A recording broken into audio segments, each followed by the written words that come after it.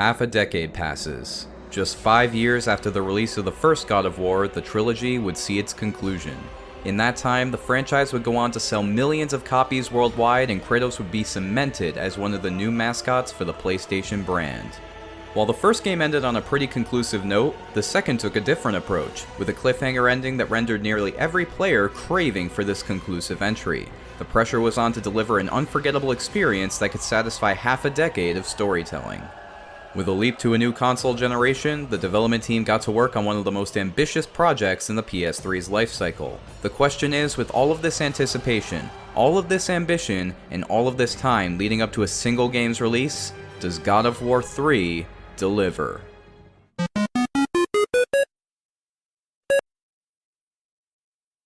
Development on God of War 3 began shortly after the second game's release. With the public clamoring for a resolution to the story, the pressure was on. Cory Barlog came back to direct with a strong desire to create another fantastic entry, but left the team about 8 months into development with Stig Asmussen taking over. Prior to this, Asmussen was the art director for the series, so with his team in tow, they began work on the project. It was largely his vision, seen in how different the game is to Jaffe's original vision, but Barlog and even David Jaffe helped out with advice and suggestions every now and again. The game went through a ton of different ideas before beginning production, including using other religions and adding multiplayer, features that would be seen in later entries. However, the team instead decided that they wanted to keep the project focused on a single-player experience that concluded the story already being told, and with that, work began. With the jump to a new console came a litany of challenges, resulting in a massive jump in polygon counts and texture details, rebuilding the game engine from the ground up to run on the new hardware, and an entirely new set of code to animate the character's hair. Maybe not so much Kratos. After 3 long years, the game was finally released on March 16th, 2010 to critical acclaim. Receiving perfect and near-perfect scores across the board, the game went on to sell over 5 million copies, more than either of its predecessors. It also won a bunch of awards, including many for graphics and art design, and even some for Game of the Year. With this entry, God of War secured its position as one of the greatest trilogies in gaming history, and whether someone was excited after the end of the second title or felt burned by it, the consensus seemed to be that the game fulfilled or exceeded all expectations. Of course, there's only one way to see just how well the game holds up, so let's take a look at the beginning of the end.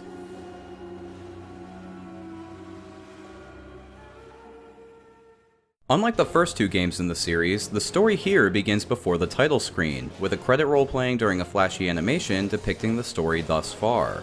I love the style here and the cinematic feel of the opening, but I'm not sure who it's for. Those who have played the previous games already know what happened, and those who haven't won't understand what the scenes are trying to depict, but it's a cool opening that can be skipped, so it's fine.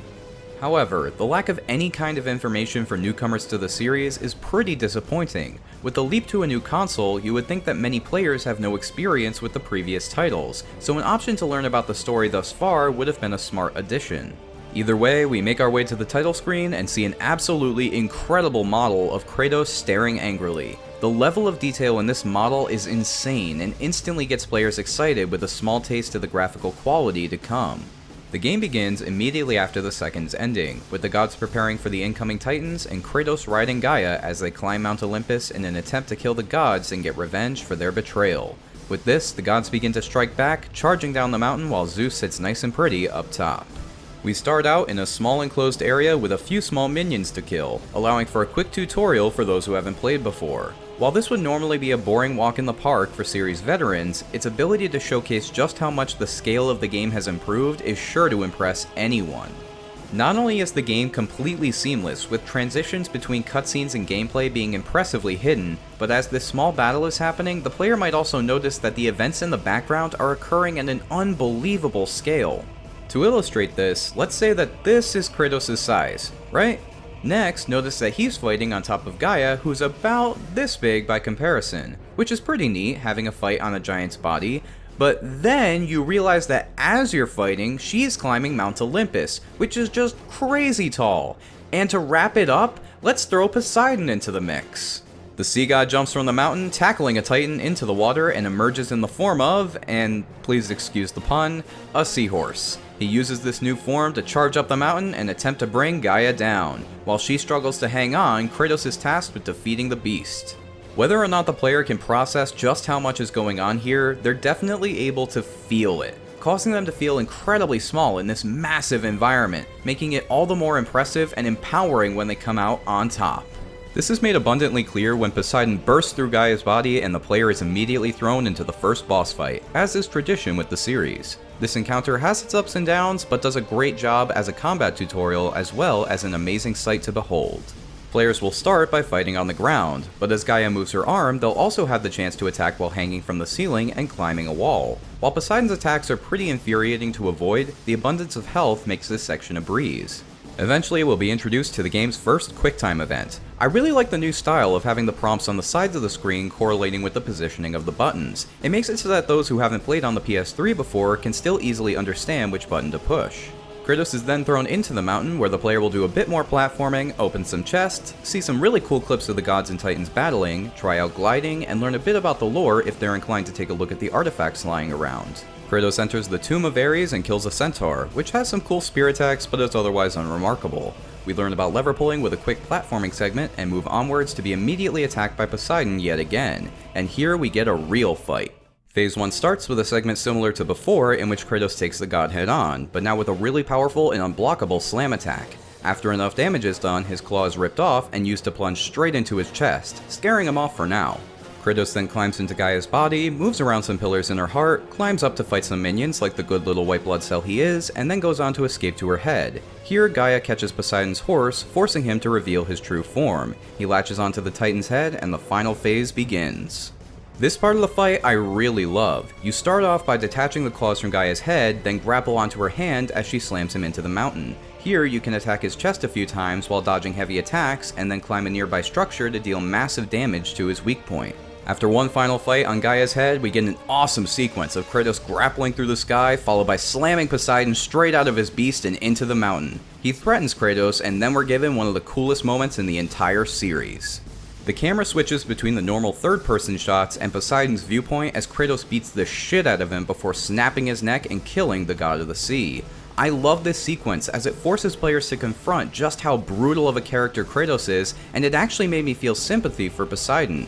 It reminds the player that no matter his cause, Kratos is not a hero by any means. He throws the dead body into the sea, causing all of Greece to flood instantaneously. Climbing back onto Gaia's hand, they ascend to the peak of Olympus and Kratos confronts his father. Zeus gets pissed and makes a big lightning bolt to attack them, and rather than deflect it with the golden fleece, Kratos and Gaia just kinda take it and fall back down the mountain. Gaia catches the mountain, but Kratos begins to slip from her back, but in her weakened state, she tells him that she can't help out. She lets Kratos know that he was just a pawn in the Titan's scheme to get revenge against the gods, and rather than grab onto a tree or something, Kratos falls to his death again. Do a flip!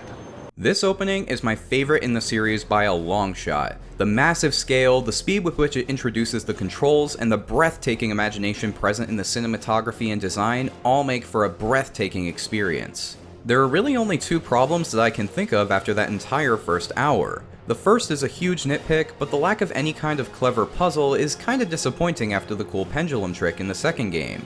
Aside from that, the lack of introduction to the story so far could be alienating to those new to the series. While that normally wouldn't be too much of an issue, with the leap to a new console, it's certainly something worth taking into consideration.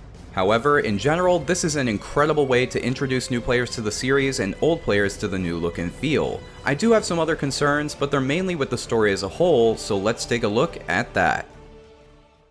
After his third death sequence in the series, Kratos falls into the river Styx, where we get yet another sequence of watching him get powered down until he washes up on shore. He stumbles around for a bit until finding the spirit of Athena. She tells Kratos that her death has brought her to a higher plane of existence and she sees new truths, leading her to aid Kratos in his journey. She gives him a new version of his classic weapon dubbed the Blades of Exile and tells him to find a way to escape from the underworld and find the Flame of Olympus so that he can kill Zeus. Okay, hold up. What in the hell is up with this character transition? Athena dies to protect Zeus, and an hour or so later she suddenly wants him dead? I don't buy it. Especially with the game's flimsy excuse of her having reached a higher plane of existence being some of the laziest writing I've ever heard, and it's never explained further, and the plot holes don't stop there. Why does Kratos need to find a new way to kill Zeus? He has access to the Sword of Olympus, he beat Zeus already at the end of the second game, and he's already killed Ares, Athena, and Poseidon without the power from the flame. In what world does he look at this situation and think he needs some new power to win instead of maybe just climbing back up and using the Golden Fleece to reflect Zeus's lightning this time? I mean, yeah, he died, but at this point Hades has a freaking welcome basket waiting for him every time that happens. These aren't just minor issues either. These kinds of oversights bring into question our character's motivation. When the player knows Kratos can win without completing the game's primary objective, it makes the main goal of the plot weaker as a result, which is pretty disappointing for a series centered around such a determined protagonist. Anyway, after searching through the underworld for a bit, he finds the trapped Perithous, imprisoned for attempting to steal the wife of Hades, Persephone. He offers Kratos the bow of Apollo if he's freed, and Kratos does exactly what one would expect and burns him alive in order to claim the bow for himself. Eventually, he conquers the test of the 3 judges of the underworld and meets a small girl whom he mistakes for Calliope, his deceased daughter. She begs Kratos for help, but upon learning that she's not who he thought she was, he refuses, but wishes her well and moves on. He then encounters Hephaestus, Greek god of metalworking, trapped in the underworld by Zeus for unknown reasons. Kratos tells him of his goals and asks Hephaestus if he knows where the Flame of Olympus can be found. The god tells him that it's a fool's errand as the flame will kill both god and man with a single touch, but Kratos ignores these warnings and continues on. After a long journey through the underworld with Hades mocking him along the way, angry about the deaths of Athena, Ares, and Persephone, Kratos reaches the god of the underworld and a battle ensues. He eventually takes Hades' claw weapons and uses them to drain the god of his soul, resulting in his death. Okay, time to pause again. So many things about this moment are confusing. While it's cool for Hades to acknowledge how many times Kratos has died, it's pretty strange when he calls him out for killing Ares, since Hades actually lended a hand by granting one of the magic powers that Kratos used in the first game. Plus, bringing up Persephone is a really odd choice. Not only does her death by Kratos' hands only make sense to the people who played Chains of Olympus on the PSP, but it once again calls into question why Hades was so calm when giving him the power to defeat Ares. Normally the spin-offs could be ignored, but hey, the game brought them up first. On his way out of the underworld, he runs into Hephaestus yet again. The god is impressed with Kratos' feat and asks for his help in saving his daughter Pandora, who was taken away when Zeus banished him to the underworld. Kratos refuses despite being visibly shaken when Hephaestus attempts to relate through their shared responsibilities of fatherhood. Kratos escapes from Hell using Hades' soul as a key to the gate and moves on to Olympia. He encounters the wounded Gaia, who begs for help. Instead, Kratos goes full lumberjack and cuts off her hand, sending her to the bottom of the mountain.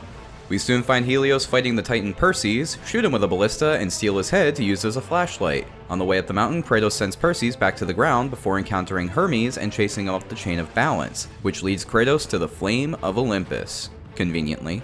Upon examination, Kratos discovers that the flame protects Pandora's box. Athena shows up once again to tell him that he never received the power from within, and he must use Pandora to dispel the flames and reach the power inside.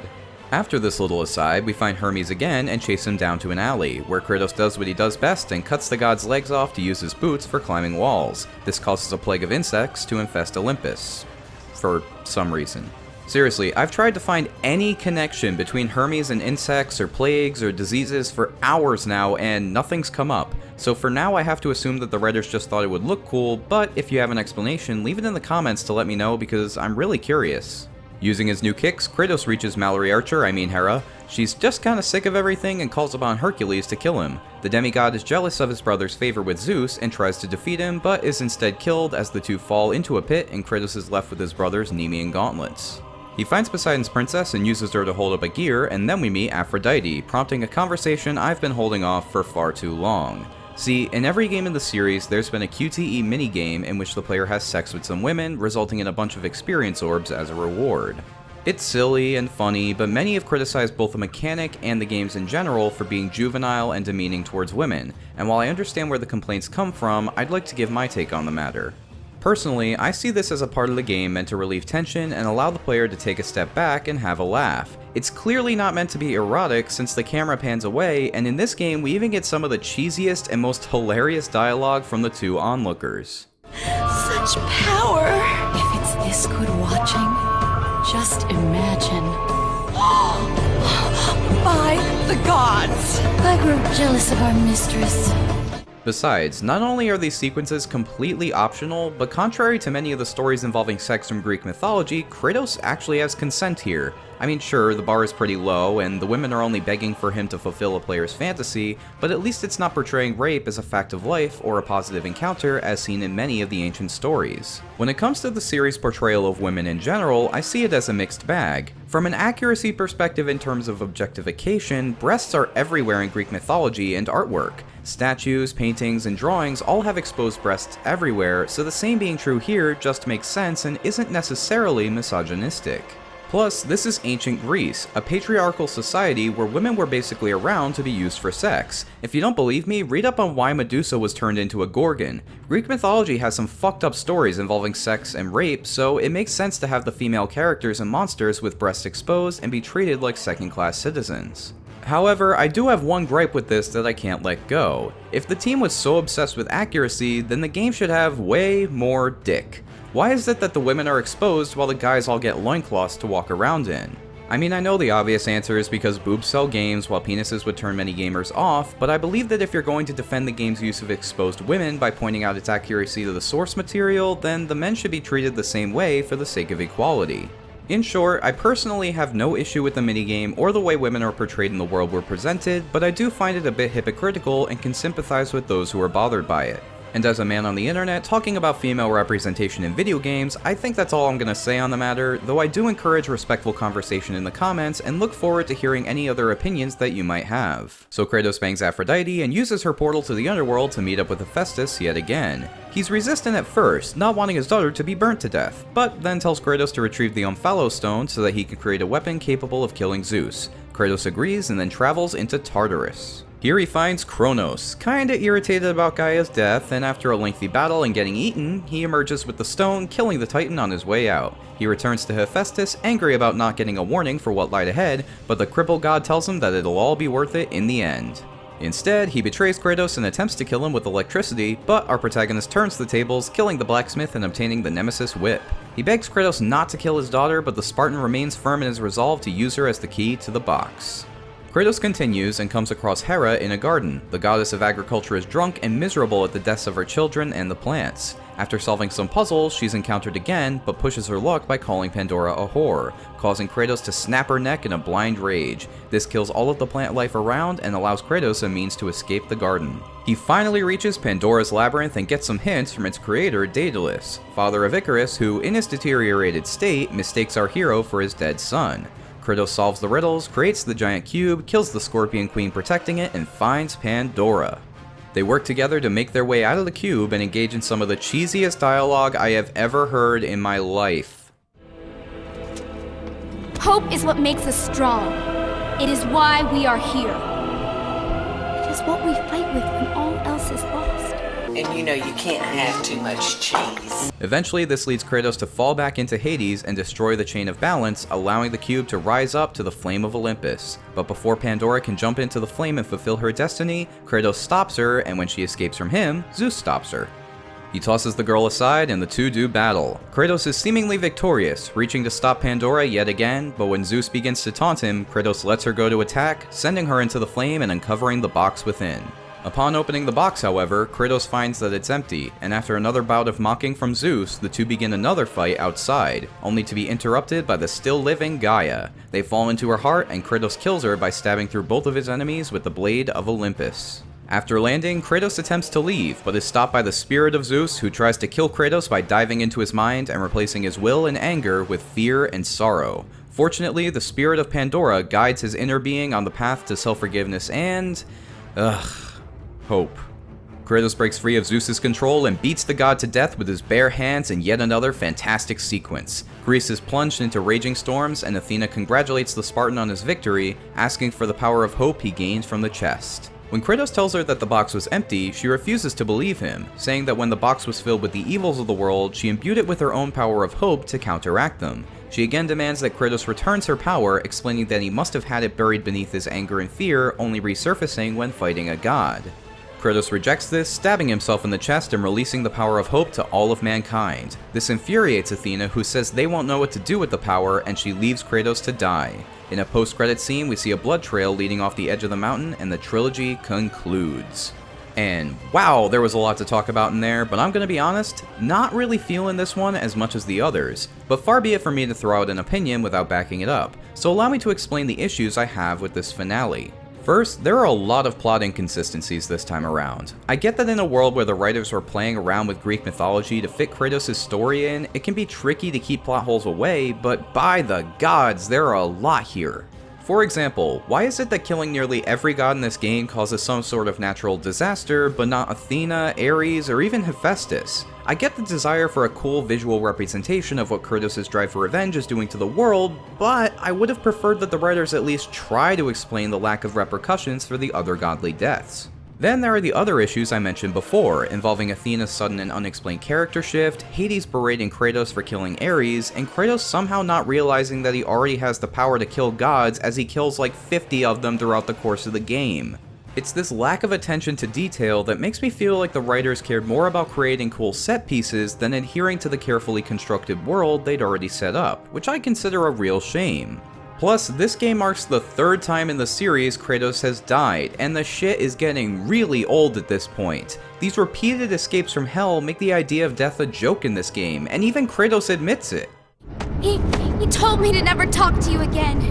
He told me if I did, he would hurt you the way he hurt my father. He won't. He told me he would kill you. He can't. Yes, this line is really badass, but it also illustrates the fact that there are no consequences to death in this series, making every moment of tension just the slightest bit less impactful. It's not a huge problem, but once again, I think the developers only wanted an excuse to create a new version of Hell and have a boss fight against Hades. I just wish they'd done so with more nuance. Of course, to me, no other aspect of the story is worse than the way they handled the ending. Hope? Hope is the power that allows Kratos to fight back against the gods and win. This isn't just cheesy as hell, but also really unfitting for the kind of story being told. Now obviously the story of God of War has always been fantastical in nature, with immortal killing gods left and right, but it's always been somewhat grounded as well, and I wouldn't have so much of an issue with this if it weren't so separated from the central themes of the series. God of War has never been a story about hope. There are plenty of motifs to choose from, but that ain't one of them. Had Pandora's purpose been solely about giving Kratos the means to forgive himself and let his vengeance rest, it would have been fine, as that's been the driving force behind the entire series thus far. Even David Jaffe's suggested ending of Kratos going on a mission to stop the citizens of Greece from believing in their gods would have made more sense, as it puts Kratos in the role of an active protagonist defeating the gods himself, rather than a mortal only capable of such a feat due to a mysterious power that's really just a normal human emotion. So that's my take on things, but I know that's just my opinion, so if you disagree, I'd love to hear why in the comments to maybe shed some light on why this direction was taken or what I might have missed during my playthrough. That said, I don't outright hate the story. Much to the contrary, I enjoyed it a fair bit. I just felt the need to criticize the aspects I think fell short. In particular, I love the expansion on the world. The struggle of literally climbing from beneath the earth to its highest peak is a great metaphor for Kratos' journey thus far, and the bond between Kratos and Pandora is great to see slowly develop. Plus, the structure of the story, basically taking Kratos from one godly fight to the next, may be incredibly shallow, but it's thoroughly entertaining. And while I almost want to call this the video game equivalent of a popcorn action flick, there's one thing stopping me: the central motif of fatherhood.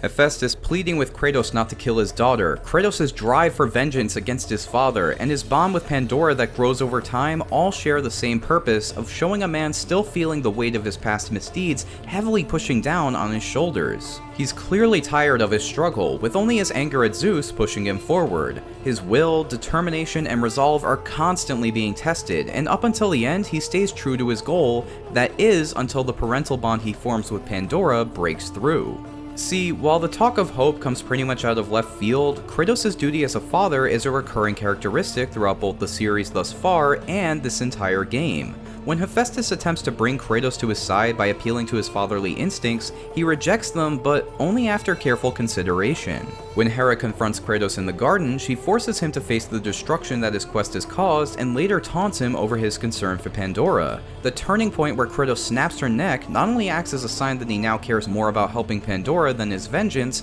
but also foreshadows his later turn towards Zeus when he releases her into the flames, symbolizing his acceptance that she isn't Calliope and nothing can bring his daughter back. This all shows that Kratos is incredibly close to forgiving himself, but he feels he has to achieve his vengeance in order to truly be free of his guilt. But when he finally lets go of Pandora, he accepts that he can't change the past, concluding with the gift of hope to mankind. In short, as a plot device, the use of hope is contrived, but it works somewhat well in relating Kratos' past to his current journey and character arc. When it comes to the side characters, it's completely up in the air. You have characters like Gaia, Kronos, Helios, Poseidon, and more who exist solely to act as obstacles to Kratos' journey that need to be killed. Sure, they may have some character traits, but that doesn't make them fully fledged characters. The only ones that feel somewhat fleshed out would be Hephaestus and Pandora. Hephaestus is another man torn between vengeance and protecting his daughter, and ends up losing his life trying to stop the inevitable. Pandora is an optimistic child, but also isn't afraid of the ghost of Sparta. She may be almost entirely defined by her spunky nature, but through the banter between her and Kratos, we learn that she's not ignorant of the path ahead and has accepted her fate, making for a tragic character defined by hope despite her entire existence being solely to be used as a key and killed. That said, even the shallow characters are at least entertaining. Helios trying to trick Kratos in multiple ways makes for an interesting moment of the Spartan using his head. Hercules being a brute that's jealous of his brother's achievements is a pretty accurate take on his source material, and Hermes being a little annoying prick may be silly at times, but it does make him all the more satisfying to hack up. Add to that the drunken antics of Hera, the brave Poseidon transitioning to begging for his life, and Hades' ruthless nature, and it shows the writers didn't plan to sugarcoat things and created a solid mix of the source material and modernized variations of these famous Greek figures. Zeus, however, gets a bit less screen time than I would have liked. With a solid chunk of the second game focused on his past, it would have been interesting to see him ruling over Olympus and commanding the battle, or at least showing up every now and again to give some additional insight to his motivations. But instead, we have another generic bad guy that kills Kratos and then gets defeated in the end. So an alright cast of characters with one or two standouts, making for an entertaining playthrough, if not one as compelling or well developed as, say, the Uncharted games. Though with the series being as action focused as it is, I would say that it's passable. Alright, so I know that in my first two videos, I mostly ignored the graphical fidelity of the game simply because of the effects time can have on our perception of how a game looks. But fuck that, this game is beautiful.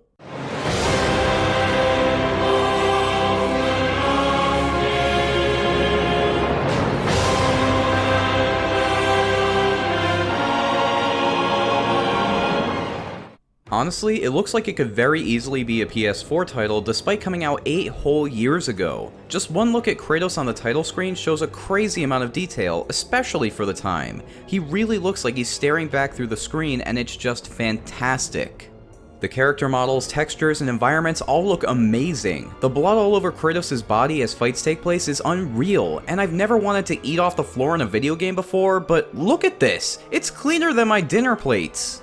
Of course, none of this would matter if the design wasn't on point, and that's part of where this game really shines. With the increase in rendering power comes the increase in detail, and here's where the benefit of having the art director take over the game is undeniable.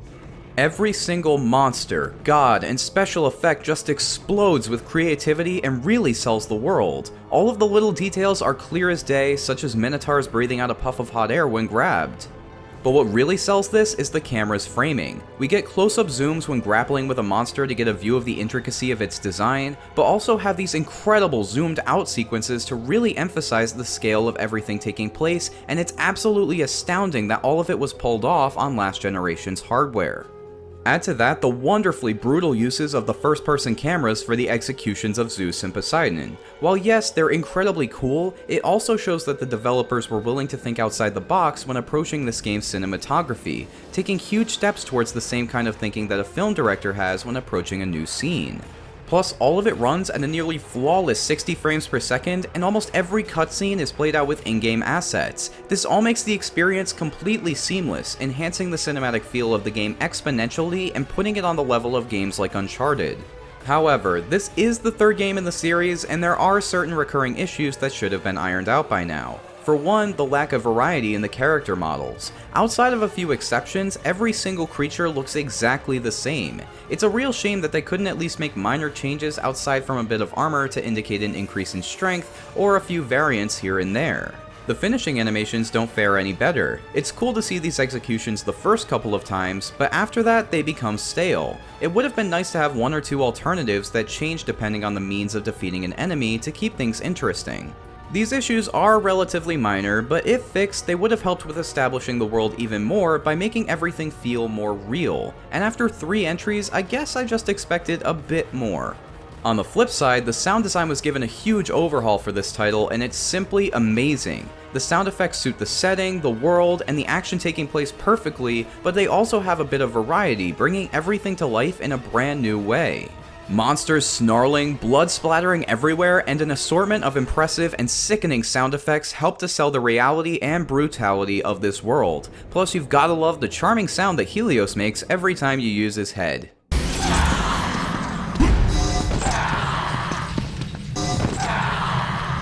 The music is less flashy this time around, but that's not necessarily a bad thing. It's more subtle and subdued, giving things an underlying sense of anticipation before building to a crescendo during the fights. Whether it's the dark and intimidating title screen music,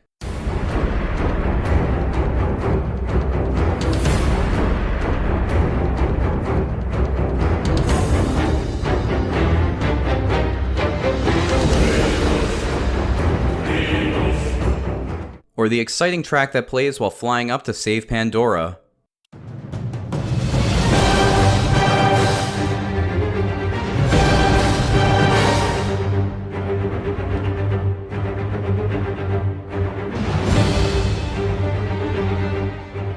The new approach to the background music is a clever way to switch things up while still improving upon the pre-existing quality, and the improved instrumentation really hammers down that mix of Greek and Middle Eastern styles. Lastly, we have the voice acting, and it's better than ever, but first, I have an apology to make. In the previous two videos, I said that Kratos was voiced by Terrence C. Howard. The actor's real name is Terrence C. Carson. I don't know where I got the name Howard from, but to Mr. Carson and all of my viewers, I sincerely apologize. In this game, Carson plays Kratos wonderfully once again. With a lot more dialogue this time around, he really gets to let his skills shine, and does an excellent job playing both the monstrous brute and the exhausted warrior that we've all come to know and love. And with the increase in side characters comes a larger cast, and they really deliver here too. Zeus, Athena, and Hades all give performances both befitting of their characters and appropriate to the scenes. Hearing Hephaestus' pain when discussing his daughter, Poseidon's fear as Kratos approaches, and Hermes playing the part of the world's most annoying dickhead perfectly, it's all fantastic.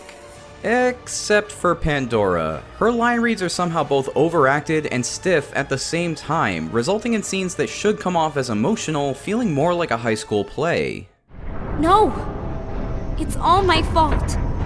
I failed him because of fear. Fear is its own kind of darkness. In that darkness, I heard what the gods said about me. They called me a monster. Then again, dialogue this cheesy is nearly impossible to pull off, so I give the voice actress props for trying, and nothing is worse than the line reads from the three judges. By the gods of Olympus and Order of Zeus, we are the three judges. Face your final judgment, mortal. Happy Thanksgiving, pilgrims! However, I can't mention the voice acting without giving a huge shout out to Adrienne Barbeau for playing Hera perfectly. Going with the attitude of a neglected wife who's sick of her husband's shit was genius, and her performance was spot on. When it comes down to it, having the art director take over a game's production did exactly what you would expect and resulted in one of the best looking games of last generation. The visuals, music, and performances are all incredible and hands down the most impressive element of the game. So what does that mean for the other aspects of its design? Well, when it comes to combat, it doesn't mean much. Seriously, while everything may look shinier and animate more fluidly, the actual fighting itself is largely unchanged from the second game. You still hit stuff, smash things, and wrap up fights with a gory quicktime event. However, there are some tweaks here and there. The most notable might be the new way magic powers and items are utilized. This time around, magic powers are unique to the weapon currently equipped. Not only that, but weapons can now be swapped by using the D-pad, taking away the frustration of pausing the game from the previous entry. On top of that, the bow, Helios head, and Hermes boots all work on a time-based system, meaning there will always be alternative options for combat abilities even if magic power runs out. To balance this out, they're made pretty weak, and as a result, the bow is really the only one that I found useful during my playthrough, but it's the thought that counts. Then we have the new weapons. There's the Blades of Exile, acting as the classic weapons we've all come to know and love, the Hades Claws, which are the same thing, but spooky, the Nemesis Whip, which is the same thing again, but with electricity, and the Nemean Cestus, which are fucking badass. As you can tell by my description, I'm not really a huge fan of the Nemesis Whip or Hades Claws due to their playstyles being so similar to that of the OG Blades. Plus, with the Blades dealing more than enough damage and their magic power being incredibly useful, I mostly stuck with them throughout the game. And I say mostly because holy shit, I love the gauntlets. These lion-shaped gloves put in work, dealing a ton of damage and taking out more powerful enemies with ease. With a wide range of attacks and a huge amount of versatility, it's easy to see why they were the most prominent weapons featured in the game's ad campaign. When it comes to their powers, things stay pretty consistent. The Blades have the Army of Sparta, capable of keeping enemies at bay while also dealing a healthy amount of damage. The Claws can summon the spirit of a monster selected in the menu, but as neat of a concept as this is, it's pretty useless in battle. The Whip basically performs a new version of Kratos' Rage, fulfilling the same function as it did in the last game, and the Cestus perform a powerful smash into the ground, dealing a solid amount of damage while also clearing away all enemies ahead. What this boils down to is 3 weapons that feel similar, though the Blades will likely be somewhat leveled up before attaining anything else, so they're likely to be the most appealing, and the Nemean Cestus offering a fantastic change of pace and a fun tool to change up the combat. However, some of you may be wondering about the Blade of Olympus, and that's been reserved exclusively for use in the Spartan Rage mode. Outside of the weapon shift, this is exactly the same as last time, even if Kratos does speed around the room uncontrollably a lot. Then we have the smaller changes. Aerial combat is gone, but that wasn't a huge part of the series and it's not sorely missed. Grabbed enemies can now be used as a battering ram to stagger opponents, and my favorite small tweak, the ability to grapple yourself towards enemies, making for a much better flow during combat while also being incredibly satisfying to use. The camera is still nearly perfect, which is especially impressive considering just how dynamic it is, switching between wide-angle shots, battlefield views, and close-up zooms, but when it really comes down to it, the entire thing just feels safe. The quality of life improvements are welcome, but the basic as hell weapons and the lack of any major change make everything feel samey, especially when compared to the unbelievable leap made by the graphics. It's not really a downgrade, I guess I just expected a bit more from the conclusion to such a long-running story. Speaking of which, we turn to the enemies present within the game, and the situation is pretty disappointing. The second game expanded upon the roster of opponents immensely, both in terms of variety and capability. With new designs, new monsters, and new abilities to fight against, it was a consistently engaging experience from start to finish. Here, not only has the enemy variety reduced, but so has the diversity in their move pools. You'll get a lot of beasts that smash, or slice, or swing, but not too much else. No Cyclops riders, very few variations of enemies using different weapons and moves, and there are a whole bunch of legionnaires and undead soldiers, reminiscent of the first game. While I love the new redesigns for nearly every enemy in the game, it appears that the effort put towards these new looks took away from the time to design additional models or enemy types. There are some new enemies though, many of which are really cool. There are scorpions, which are pretty much just distractions that can be squished with a button press and only exist to foreshadow the Scorpion Queen. The living statues are really cool though, both as hammer brutes and the overheating types that need to be significantly damaged in order to make them stagger. The new Fat Gorgons are able to freeze Kratos in an instant and are pretty intimidating as a result, plus they brought back the spinning mace Cyclops, one of my favorites from the first game that was surprisingly absent from the second. On top of that, we have the new ability to ride on some defeated enemies. The Cerberus can spit fire, and the Cyclops can be dragged around to deal a ton of damage. It's super cool and really empowering, it's just a shame that these opportunities are so incredibly rare that I'd almost forgotten they were in the game. Another couple of new enemies are the Spear Centaurs and Chimeras. Both of these are really interesting when first fought as they have unique attacks that are both tactically challenging and flashy to watch. They had me thinking about what kinds of unique combat scenarios could be possible when they became regular enemies. Unfortunately, that never happened. For some reason, the game treats these guys like mini-bosses each of the 3 or so times they show up. Like, yeah, the first time you can make a big deal about a new enemy type, but after that it's just kinda sad to see them show up so rarely and always be treated like major events instead of average enemies. This is also a problem permeating the entire game. Enemy combinations and combat encounters usually boils down to the same thing they were in the first game. Lots of undead soldiers, legionnaires, harpies, and minotaurs, with maybe 1 or 2 more enemy types here and there. It's not until the end of the game that we're regularly given diverse enemy pools, and by then it's too late. Kratos is powered up to the point where these once terrifying monsters are a joke, and in general it's just unfortunate. It's disappointing to say, but the normal enemies are just kinda boring to fight. Not as repetitive as the first game, but certainly in the ballpark. The big guys on the other hand, these are typically really imaginative and worthy of the Greek gods and titans. I'll skip Poseidon as he was in the intro, and before hopping into the more notable fights, allow me to quickly mention the smaller endeavors. Helios isn't really a boss so much as a QTE where you rip off his head, although there is this really weird part where you use Kratos' hand to block his light beam, and it's just an odd addition that becomes silly after the first 3 seconds and should have been reserved for a button prompt. The fight against Kronos is pretty neat, but really just boils down to a bunch of fights against minions with a few QTEs and platforming sections thrown in, though I do love the empowerment that comes from taking down a titan, particularly when the camera zooms out to show just how small Kratos is relative to the size of his adversary. Well, that and it totally reminds me of this scene from my favorite movie. Oh, this really hurt. I'm going to need some ice cream. Hephaestus is pretty similar in that he's mostly QTE, but with a quick tutorial on using the Nemesis Whip to power up certain objects. Hera could maybe be considered a boss, but she's really just kind of there while Kratos makes his way through her garden, so I'll cover that more later. With them out of the way, let's start taking a look at the more impactful fights, starting with the king of the underworld himself, Hades.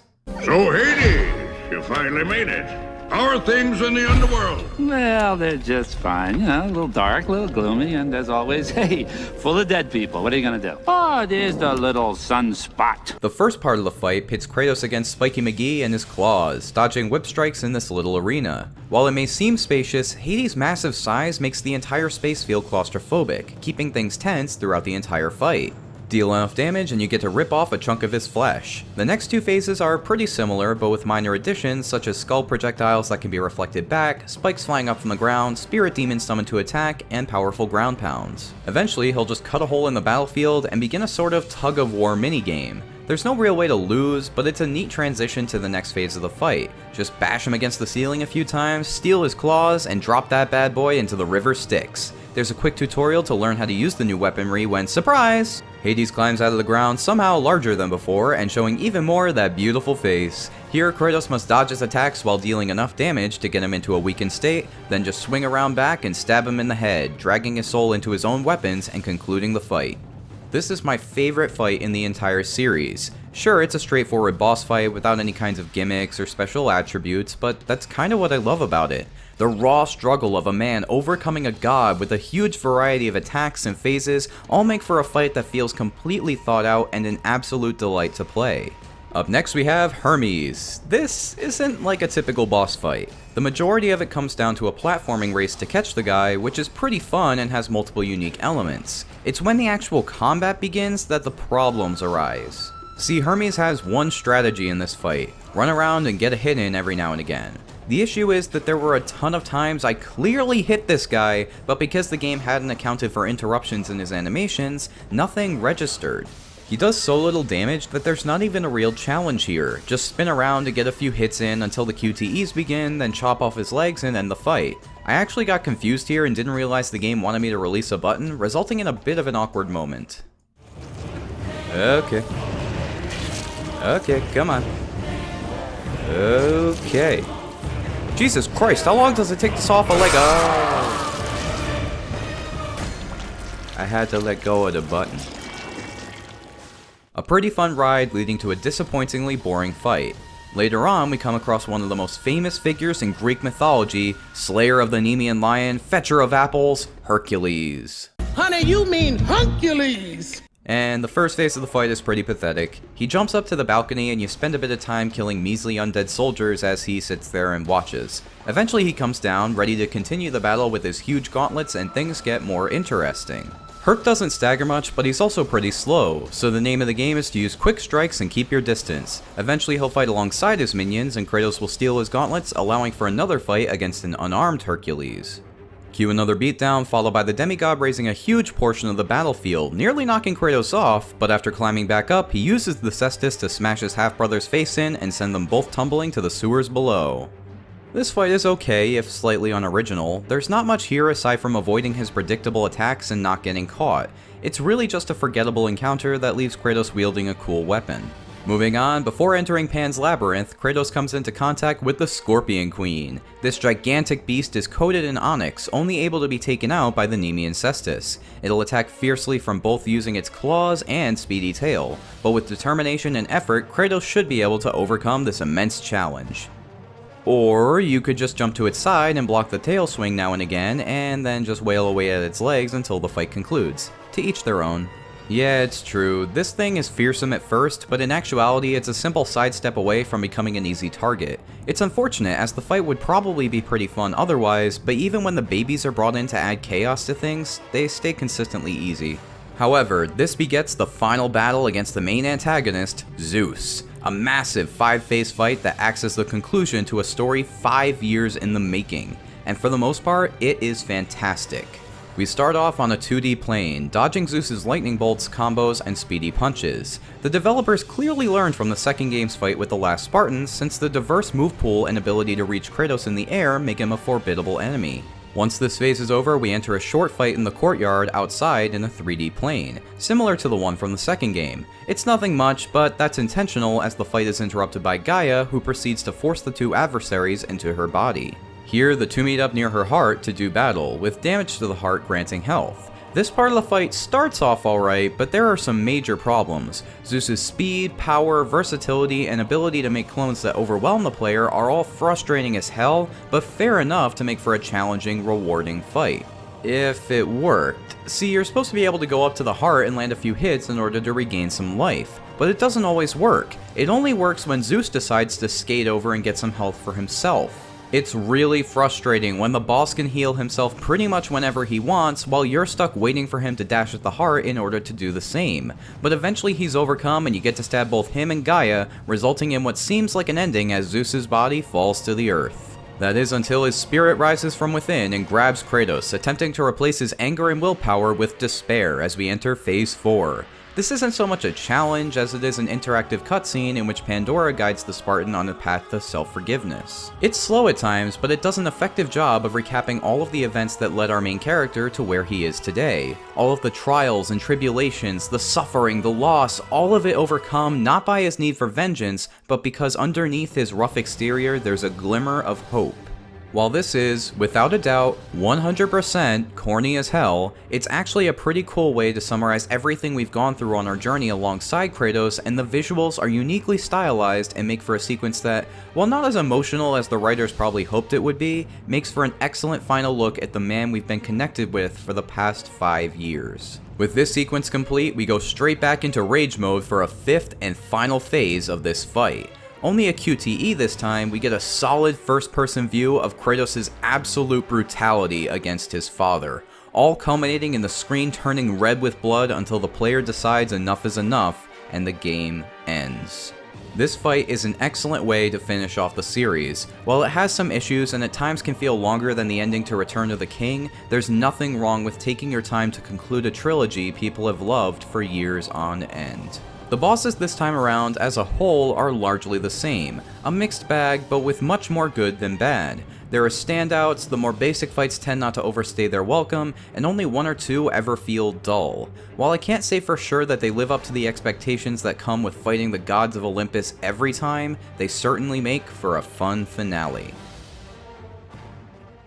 And from there, we get a chance to stretch our legs and do some platforming. Parkour! Honestly, this time around the platforming is pretty much the same as always, though it is a bit more prevalent. While the other two games had small sections to test a player's dexterity, here we see many more and they're typically fantastic. One major advantage God of War 3 has over its predecessors is the foundation it's built upon already being in place. The double jump, wall climbing, gliding, and swimming mechanics are already here from the start, allowing the level designers more free reign with their obstacle courses. Starting with the new additions, we don't really have all that much. There are smaller changes like the Harpy grapple, allowing Kratos to get some extra distance by hanging onto some ugly birds, and the Hermes boots, which allow for running up and across specified walls. Unfortunately, both of these new mechanics are hardly utilized. I can think of maybe 4 times I grappled onto a Harpy, and it's about the same for wall running, all of which are incredibly short and many separated from the rest of the game. It's a real shame considering how many possibilities these two abilities could potentially add to Kratos' mobility. The most significant addition is the flight challenges. Using his wings, Kratos can now ascend or descend at blazing speeds through compact tunnels around the mountain. These sections are fun, fast-paced, and challenging, but the best part is that they don't overstay their welcome. By which I mean there are very few of these sections in the game, but they're all a decent length and tension heavy so they don't feel underutilized either. While I do wish they had toned down the debris that falls into the camera, making it difficult to dodge the next obstacle after hitting one, these are still a fun and welcome addition to the game.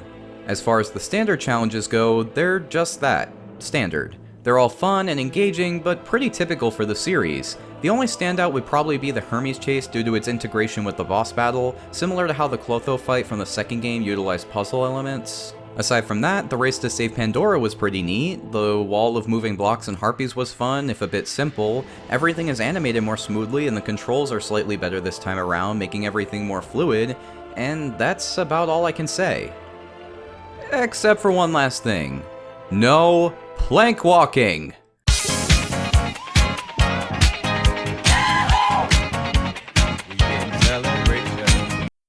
Okay, I'm done. The puzzles are actually a pretty similar story. Some tweaks, some neat tricks, and some improvements to efficiency make things better as a whole, though somewhat typical. However, I do think the removed and underutilized mechanics do take things down a notch. For one, the ability to freeze time was a dream come true for puzzle design in the second game. It made for some neat tricks, and I think expanding upon it would have been great here, but instead it's just not around, which is a shame. On top of that, certain items like the Hermes boots and Nemesis whip are never really used to solve anything. Using the two items alone, I could think of a ton of potential puzzles, such as powering up a moving wall with the whip, and then running across with good timing using the boots. Instead, these awesome concepts have their potential squandered. Then there are the simplistic puzzle designs. There's one in Hades' chamber involving moving his statue's hands out of the way in order to allow Persephone's casket to pierce through. But once you pull all of the levers in the room, you know what's needed to solve everything. So the game throws in enemy encounters to make everything take longer in an attempt to make the puzzle seem challenging, when in reality it's just a case of going through the motions. There's also this guitar, which is probably the dumbest moment in the entire game. It's a giant instrument Kratos has to play in order to move forward, but it's just so simple and immersion breaking that the whole thing feels pointless. What if instead of the face buttons on the notes, there were mysterious symbols and a tapestry on the wall with vague clues as to what they represent? This would make the act of getting through the room legitimately engaging, with the fact that it plays the main theme being a bonus rather than the entire point of the exercise. However, that's not to say that the game is without excellent puzzles. In fact, two of my favorites in the series are here, Hera's Garden and the Ballista portals, and combining these with the faster block pushing and fluid movement makes everything a joy to complete. The Ballista puzzle is pretty much a slower version of the game Portal, with different powers and pieces of the environment needed to move everything around so that the Ballista can shoot specific areas in the room to allow Kratos to access the next level. And not only is the base puzzle clever, but there's also an option to go even further to unlock the extra chests. I love this because it means if someone really enjoys the puzzle or wants to 100% everything, they can go the extra mile, but those who aren't into it have the option to press ahead. I love how the game taunts the player by holding the chests in the air, just begging to be dropped down, and wish more of the game had these kinds of choices. Hera's Garden is even better. It's almost like a boss fight since it does involve killing a god to proceed, even if she doesn't put up much of a fight. Seriously, using the water flow combined with the MC Escher-esque world transformations is absolutely genius, and this entire area feels like it tests the player's understanding of nearly every aspect of the game's mechanics. All in all, while there were some phenomenal standouts, the puzzles as a whole don't really feel like they've evolved since the previous game. They've improved a bit, but not as much as one might expect for a game 3 years in the making. Finally, we end up on the level design of the game, the layouts, concepts, and general direction of everything that the player will experience in their 9 to 10 hour playthrough. With Stig as Musen taking on the role of director, how did he transform the structure? Well... Okay, so I don't want to say I dislike the direction the game took entirely. Much like the rest of the game, many aspects have remained consistent, and some have been improved. Titan urns are now replaced by items of the gods, though they effectively serve the same function of unlocking additional costumes for New Game Plus. In addition to Gorgonite and Phoenix feathers, there are now Minotaur horns to collect, adding to your rechargeable item meter, though with the total number of each item type decreasing, the number of chests remains about the same. As far as the general layout goes, I feel that this is the best paced in the series thus far. The action is broken up at appropriate times, and the variety found in the puzzles, platforming, and combat encounters all combine to create an experience that's more than the sum of its parts.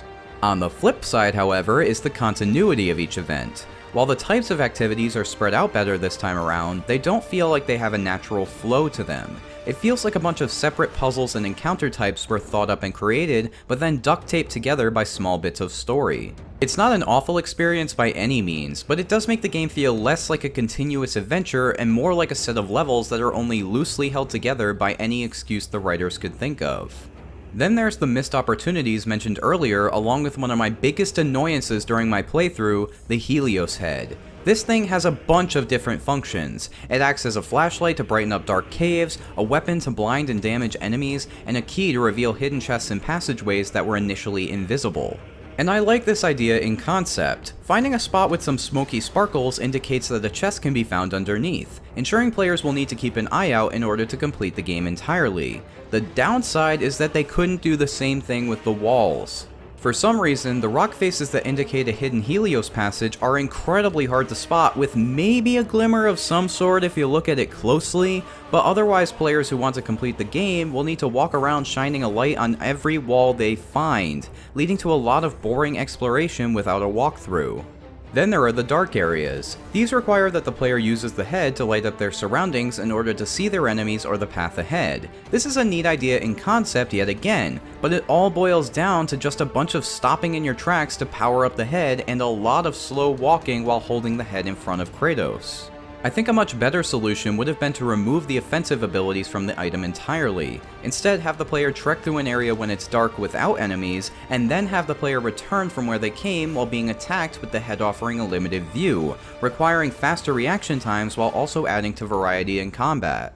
All in all, the game isn't a failure or even mediocre by any means. It's fantastic. I would just say it's par for the course. A God of War experience for God of War fans. And can I really say that a few shortcomings keep it from excellence?